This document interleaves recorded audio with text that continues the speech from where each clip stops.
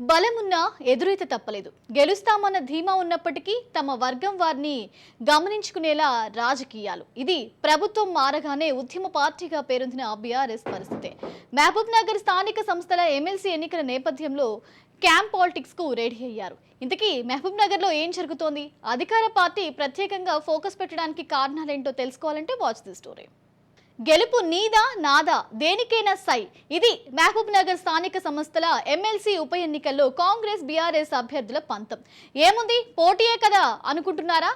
ఇక్కడ తిరకాసు ఉంది. వాస్తవానికి గులాబీ పార్టీకి గెలిచేంత మెజార్టీ ఉంది. అయితే రోజు రోజుకు కండువా మార్చుకుంటున్న నేతలతో పాటు మన పక్షాన నిలిచేవారు ఎంతమంది అన్నదే కేసీఆర్ అండ్ టీంకు నిద్ర లేకుండా చేస్తోంది. 2023 డిసెంబర్లో జరిగిన అసెంబ్లీ ఎన్నికలు హోరెత్తించాయి. ఎమ్మెల్సీ కసిరెడ్డి రాజీనామాతో మహబూబ్ నగర్లో స్థానిక సంస్థల ఉప ఎన్నిక తప్పలేదు. దీంతో మరోమారు ఎన్నిక సందడి ఏర్పడింది. నామినేషన్ల ఉపసంహరణ అనంతరం బరిలో కాంగ్రెస్ నుంచి జీవన్ రెడ్డి, బీఆర్ఎస్ నుంచి నవీన్ రెడ్డి మధ్య పోటీ నెలకొంది. మార్చి 28న పోలింగ్ ఫలితాలు, ఏప్రిల్ 2న లెక్కింపు ఉన్న నేపథ్యంలో క్యాంపు రాజకీయాలకు సిద్ధమయ్యారు. రిసార్ట్స్ కు తరలేవారు కొందరైతే తమ వారి పొరుగు రాష్ట్రాల్లోకి తరలించి క్యాంపు రాజకీయాలను చేపట్టేవారు మరికొందరు. ఇలా ఎవరికి వారు ఉప ఎన్నికల్లో వ్యూహాలు, ప్రతి వ్యూహాలతో వేడిని రగిల్చారు. స్థానిక సంస్థల నియోజకవర్గ కోటా నుండి శాసన మండలికి జరగనున్న ఉప ఎన్నికల్లో మొత్తం 1439 మంది సభ్యులు ఓటు హక్కు వినియోగించుకున్నారు. ఇక ఇందులో ఎక్స్ అఫిషియో హోదాలు 2 ఎంపీలు, 14 మంది ఎంపీలు, 3 ఎమ్మెల్సీలు, 888 మంది ఎంపీటీసీలు, 83 మంది జెడ్పీటీసీలు, 449 మంది కౌన్సిలర్లు ఓటరు వేయనున్నారు. ఇక ప్రస్తుతం బీఆర్ఎస్ కు చెందిన వారి 920 మంది ఉన్నారు. స్థానిక సంస్థల ఎమ్మెల్సీ ఉప ఎన్నికల్లో గెలుపు కాంగ్రెస్ బీఆర్ఎస్ కు కీలకంగా మారింది. మెజార్టీ అవకాశాలు ఉన్నప్పటికీ అధికార కాంగ్రెస్ వ్యూహం పైన బీఆర్ఎస్ శ్రేణులు ఆందోళన వ్యక్తం చేస్తున్నారు. ఆపరేషన్ ఆకాష్ విజయవంతం అయితే ఉప ఎన్నికల్లో కాంగ్రెస్ బోణి కట్టడం ఖాయమని విశ్లేషకులు అంచనా వేస్తున్నారు. కేవలం సానుభూతి, ఇతర అంశాలపైనే బీఆర్ఎస్ విజయం ఆధారపడి ఉందని తెలుస్తోంది. ఎమ్మెల్సీ ఎన్నికలు ప్రధాన పార్టీలకు ప్రెస్టేజ్ గా మారాయి. ఎమ్మెల్సీ రిజల్ట్ వచ్చిన తర్వాతనే పార్లమెంట్ ఎన్నికలు జరగనున్నాయి. గెలుపు ఓటంలు ప్రభావం ఎంపీ ఎన్నికల్లో గట్టిగానే చూపుతుందని అంచనా వేస్తున్నారు. షాద్నగర్ కు చెందిన బీఆర్ఎస్ నేత నాగర్కుంట నవీన్ రెడ్డి ఎన్నికల బరిలో ఉన్నారు. స్థానికంగా బీఆర్ఎస్ కు ఉన్న ఓటు బ్యాంకు కలిసి వస్తుందని తెలుస్తుంది. అంతేకాదు స్థానిక ప్రజా ప్రతినిధులైన ఎంపీటీసీలు, జెడ్పీటీసీలు, కౌన్సిలర్లు గులాబీ పార్టీకి చెందిన వారే అధిక సంఖ్యలో ఉన్నారు. కాంగ్రెస్ నుంచి మన్నె జీవన్ రెడ్డి గట్టి పోటీ ఇస్తున్నారు. ఎమ్మెల్సీ ఎన్నికల్లో నిలబడిన ఇరువురు సమవుజ్జీలే. ఆర్థికంగా స్థితిమతులు కావడంతో పోటీ రసకందాయంగా మారింది. అధికారంలో ఉన్న కాంగ్రెస్ నేతగా జీవన్ రెడ్డి విజయం గెలుస్తారని కూడా ప్రచారం సాగుతోంది. అందుకు తగ్గట్టుగానే పలు మండలాలు, పురపాలక సంఘాలకు చెందిన ప్రజాప్రతినిధులు కాంగ్రెస్ కండువా కప్పుకోవడంతో ఆ పార్టీలో జోష్ పెరిగింది. దీంతో బీఆర్ఎస్ నేతల్లో ఆందోళన మొదలైంది. గద్వాల పురపాలక సంఘ పరిధిలోనే మున్సిపల్ చైర్మన్ తో పాటు 16 మంది కౌన్సిలర్లు కాంగ్రెస్ తీర్థం పుచ్చుకున్నారు. అంతేకాదు పలువురు నేతల వలసలతో ఆపరేషన్ ఆకాష్ విజయవంతమైందని చెప్పవచ్చు. ఇక దీనిపై మరింత సమాచారాన్ని మా మహబూబ్ నగర్ ప్రతినిధి సాగర్ అందిస్తారు. మహబూబ్ నగర్ స్థానిక సంస్థల ఎన్నికల పోరు రసవత్తరంగా సాగుతుంది. నువ్వా నేనా అనే రేంజ్లో బీఆర్ఎస్, కాంగ్రెస్ పార్టీలు పోటాపోటీగా ప్రచారాన్ని అయితే కొనసాగిస్తున్నాయి. అయితే ఇదే ఎమ్మెల్సీ స్థానానికి కసిరెడ్డి నారాయణ రెడ్డి రాజీనామా చేయడంతో ఉప ఎన్నిక అయితే వచ్చింది. అయితే కసిరెడ్డి నారాయణ రెడ్డి కల్వకుర్తి నుంచి ఎమ్మెల్యేగా గెలుపొందిన తర్వాత ఆయన రాజీనామా చేశారు. రాజీనామా అనంతరం ఈ ఉప ఎన్నిక రావడంతో ఈ నెల అంటే మార్చి 28న పోలింగ్, ఏప్రిల్ 2న అయితే కౌంటింగ్ ఉండబోతోంది. ఈ ఎన్నికకు సంబంధించి ఇప్పటికే కాంగ్రెస్ పార్టీ తరపు నుంచి మన్నె జీవన్ రెడ్డి బరిలో ఉన్నారు. బీఆర్ఎస్ పార్టీకి సంబంధించి నవీన్ కుమార్ రెడ్డి అయితే బరిలో ఉన్నారు. ఇప్పటికే ఈ ఎన్నికకు సంబంధించి ఇరు పార్టీల మధ్య యుద్ధ వాతావరణం అయితే కొనసాగుతుందని కూడా చెప్పుకోవచ్చు.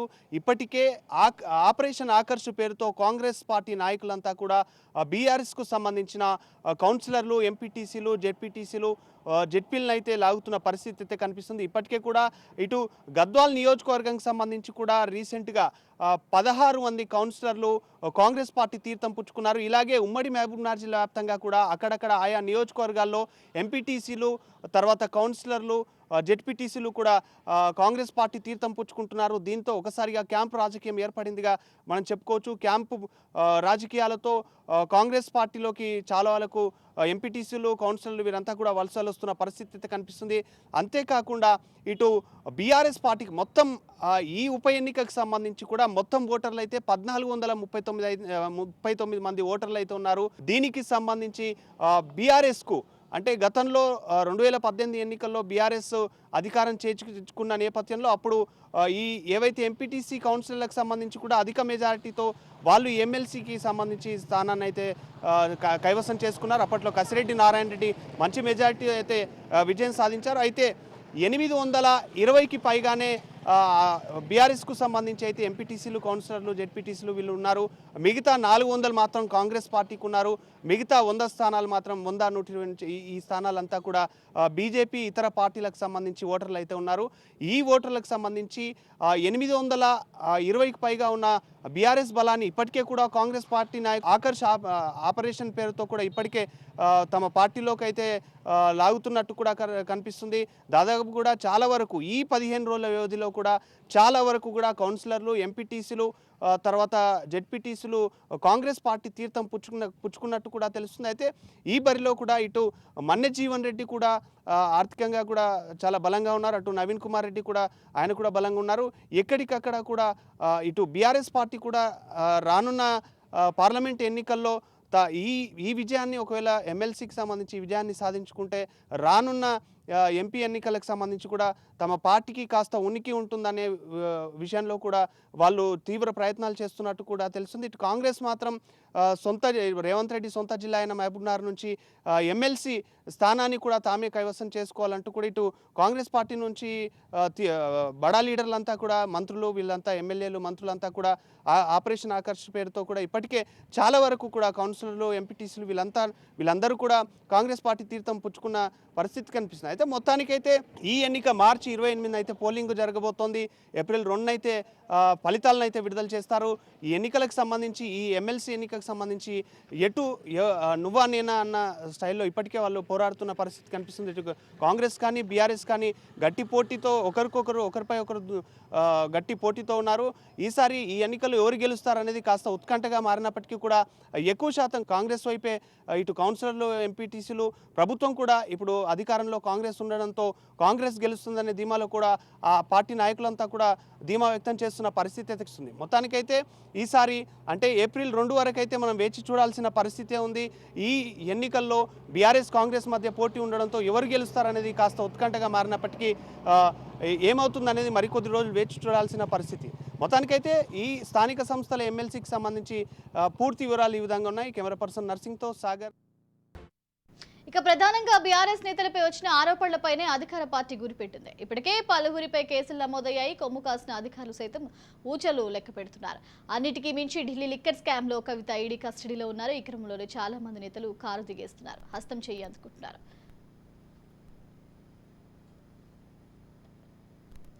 ఓవరాల్ ఇదే అంశానికి సంబంధించి మరింత సమాచారం మా ప్రతినిధి మహేందర్ అందిస్తారు. మహేందర్, మనం చూసుకుంటే ఇక వాస్తవానికి బీఆర్ఎస్ కు ఎమ్మెల్సీ ఎన్నికల్లో అవసరమైన ఓటు అంటే స్థానిక సంస్థల ప్రతినిధులు ఉన్నప్పటికీ క్యాంప్ రాజకీయాలకు రెడీ అవడానికి ఏ విధంగా చూడాలి? మరోవైపు అధికార పార్టీ కాంగ్రెస్ కూడా తగ్గలేదన్నట్లుగా ఎమ్మెల్సీ ఉప ఎన్నికపై ప్రత్యేక దృష్టి సారించింది. ఇక ఆపరేషన్ ఆకర్ష్ పేరుతో ఇప్పటికే పలువురు హస్తం చేయి అందుకున్న ఎఫెక్ట్ బాగానే ఉంటుందని భావించాలా? పార్లమెంట్ ఎన్నికల్లో ఒకవైపు ముందున్న నేపథ్యంలో జిల్లాలో పొలిటికల్ హీట్ అయితే పెద్ద ఎత్తున పెంచుతున్న పరిస్థితి కనిపిస్తుంది. స్థానిక సంస్థల నుంచి ఇటు నియోజకవర్గ ఎమ్మెల్సీ ఉప ఎన్నిక నామినేషన్ల ఘట్టం కూడా ముగిసింది. మొత్తం అభ్యర్థులంతా కూడా ఇప్పుడు ఎవరో రాజపడి కూడా ఒక ఖరారైంది, ఒక డిక్లరేషన్ అయితే క్లియర్ అయిపోయిన పరిస్థితి. ఇక కాంగ్రెస్ నుంచి మన్నె జీవన్ రెడ్డి, బీఆర్ఎస్ నుంచి నవీన్ కుమార్ రెడ్డి స్వతంత్ర అభ్యర్థిగా సుదర్శన్ గౌడ్ పూర్తంగా అక్కడ కంటెస్ట్ చేస్తున్న పరిస్థితి. ఇక ఇప్పుడున్న అధికార పార్టీ ప్రతిపక్ష పార్టీలు కూడా ఈ ఎన్నికలను ప్రతిష్టాత్మకంగా తీసుకోవడం జిల్లా రాజకీయాలు గంభీరమని ఇటు బీఆర్ఎస్ కు క్షేత్రస్థాయిలో స్థానిక సంస్థల ఓటర్లు బలం ఉంటే కాంగ్రెస్ కు మాత్రం రాష్ట్రంలో అధికార బలం ఉంది. సో దీంతో ఈ ఎన్నికలను ఎలాగైనా సరే సిట్టింగ్ స్థానాన్ని బీఆర్ఎస్ కైవసం చేసుకోవాలని ఉద్దేశంతో అనుకుంది. అధికార పార్టీలో మేము కాబట్టి ఆ సీట్ కైవసం చేసుకోవాలంటే అధికార పార్టీ కూడా అంతే పోటీ ఇస్తున్న పరిస్థితి. ఇక ఈ ఉప ఎన్నికల్లో ఇరు పార్టీలు కూడా నువ్వా నేనా పోటీ పడుతున్నాయి. ఈ మహబూబ్నగర్ స్థానిక సంస్థల ఎన్నికల పోరు అయితే మొదటి నుంచి కూడా రసవత్తరంగానే మారిందని చెప్పొచ్చు. ఇక ఇప్పటికే మహబూబ్నగర్ జిల్లా స్థానిక సంస్థల ఓటర్ల బలం లేకపోయినా కూడా కాంగ్రెస్ అభ్యర్థి బలం ఉండడం రాజకీయాలను హీటెక్కిస్తుంది. ఏ హోప్ తో వీళ్ళు నిలబడ్డారు, ఏ హోప్ తో వీళ్ళు కంటెక్ట్ చేస్తున్నారు అని ఇప్పటికే వాళ్ళు ఒక ఇప్పటికే ఒక కన్ఫ్యూజన్ అనేది ఒక ఉత్కంఠ కూడా నెలకొన్న పరిస్థితి ఇక్కడ కనిపిస్తుంది. ఇక అసెంబ్లీ ఎన్నికల ముందు కూడా కొంతమంది ఎంపీటీసీలు, జెడ్పీటీసీలు, కౌన్సిలర్లు కాంగ్రెస్ తీర్థం పుచ్చుకున్నారు. వారికి తోడుగా రాష్ట్రంలో పార్టీ అధికారంలో ఉండడం, మిగిలిన వాళ్ళతో మెజార్టీ సభ్యులు హస్తం గుడికి ఓటేస్తారని భావించినప్పటికీ మరి నిన్న చేరికలు నిషేధించిన కాంగ్రెస్ నేడు ఆపరేషన్ ఆకర్ష్ అనేది అమలు చేస్తున్నట్టు తెలుస్తుంది. సో గత ప్రభుత్వంలో పెండింగ్ ఉన్న వివిధ అభివృద్ధి పనుల బిల్లులు సైతం విడుదల చేస్తామని స్వయంగా సీఎం రేవంత్ రెడ్డి కూడా హామీ ఇచ్చారు. ఇవన్నీ కూడా ఎన్నికలకు ఉపయోగపడతాయని వాళ్ళు భావిస్తున్నారు. ఇక మెజార్టీ పరంగా చూసుకున్నట్లయితే మహబూబ్నగర్ స్థానిక సంస్థలో మొత్తం 1439 ఓటర్లు ఉన్నారు. ఇందులో ఎంపీటీసీలు 888 ఉండగా, జెడ్పీటీసీలు 83, కౌన్సిలర్లు 449, ఎమ్మెల్యేలు 14, ఎమ్మెల్సీలు 2, ఎంపీలు 2 ఉన్నారు. అయితే ఇందులో దాదాపు 850 పైగా స్థానిక సంస్థల ప్రతినిధులు బీఆర్ఎస్ లోనే ఉన్నారు. కాంగ్రెస్ కు సుమారుగా 40 చిలుకు ఓటర్లు ఉన్నారు.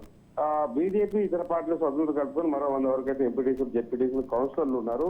పూర్తి నెంబర్ మీదే ఆధారపడి ఉన్న ఎన్నిక కావడంతో కాంగ్రెస్ అదే స్థాయిలో పావులు కలుపుతుంది. మంత్రి జూపాలి కృష్ణారావు ఎమ్మెల్సీ సీటు గెలుపై ప్రత్యేక దృష్టి సారించారు. తనకు ప్రెస్టేజ్ ఇష్యూగా కూడా తీసుకున్న పరిస్థితి. తాను ఆ జిల్లాలో ఎమ్మెల్యేగా ఉన్నాడు, మంత్రిగా కొనసాగుతున్న నేపథ్యం ఇప్పుడు జరుగుతున్న ఈ ఎమ్మెల్సీ ఎన్నికల్లో ఖచ్చితంగా ఎమ్మెల్సీ గెలిపించుకోవాలని ఒక ప్రెస్టేజియస్ గా దాన్ని తీసుకున్న నేపథ్యం. దానికోసం ఉత్కంఠ వాతావరణం కూడా తెర మీదకి వచ్చిందని చెప్పొచ్చు. సీఎం హామీ మేరకు కూడా ఎంపీటీసీలు, జెడ్పీటీసీలు, కౌన్సిలర్లు కూడా దాదాపు సంప్రదిస్తున్నారు. ఇక వారి సమస్యలు, అవసరాలు కూడా తెలుసుకొని తమకు అనుకూలంగా ఓటేయించుకునే ప్రయత్నాలు అయితే చేస్తున్నారు. సో బీఆర్ఎస్ మాత్రం ఉన్న బలాన్ని కాపాడుకునే ప్రయత్నం చేస్తుంది. ఇప్పుడున్న వలసల్లో ఆందోళన కలిగిస్తున్న పరిస్థితిలో రాష్ట్ర శిబిరాలు అయితే ఏర్పాటు చేస్తున్నారు. ఇటు యువజన గులాబీ నేతలు ఉన్నారు. దీంతో ఇప్పటికే ఎమ్మెల్సీ అభ్యర్థి నవీన్ కుమార్ రెడ్డి ప్రతి నియోజకంలో ప్రతి ఒక్క సమావేశాలు నిర్వహించడం, ప్రతి ఒక్కరిని కూడా పలకరించడం, పార్టీకి చెందిన స్థానిక సంస్థల ప్రజానిధుల ఓట్లను కూడా ఆయన అభ్యర్థిస్తున్న పరిస్థితి కనిపిస్తుంది. ఇక పోలింగ్ కు రోజులు దగ్గర పడుతున్న కొద్ది స్థానిక సంస్థల ప్రజాప్రతినిధులు కాంగ్రెస్ లో చేరుతున్నారు. ఒకవైపు ఈ టెన్షన్ కూడా ఇటు బీఆర్ఎస్ కు పట్టుకున్న పరిస్థితి. సో రానున్న మరికొన్ని రోజుల్లో చేరికలు జోరందుకునే అవకాశం ఉంది. అస్సాం శ్రేణులు అయితే ఇప్పటికీ దీంతో క్లారిటీగా ఉన్నారు. దీనికి తోడు క్రాస్ ఓటింగ్ మన ఎమ్మెల్సీ జరిగితే తోడైంది సరే ఎమ్మెల్సీ స్థానంలో విజయం సాధించిన యోచనలో కూడా కాంగ్రెస్ అయితే ఉన్నారు. సో మెజారిటీ ఉన్న భయాందోళనలో బీఆర్ఎస్ ఉంది. ఆ మెజారిటీ లేకున్నా గెలుస్తామనేటువంటి కాన్ఫిడెన్స్ తో కాంగ్రెస్ ఉన్న పరిస్థితి కనిపిస్తుంది. మొత్తానికి మహబూబ్నగర్ అయితే ఒక ఉత్కంఠ వాతావరణాన్ని నిలబడుతున్న పరిస్థితి. Right, thank you Mahender.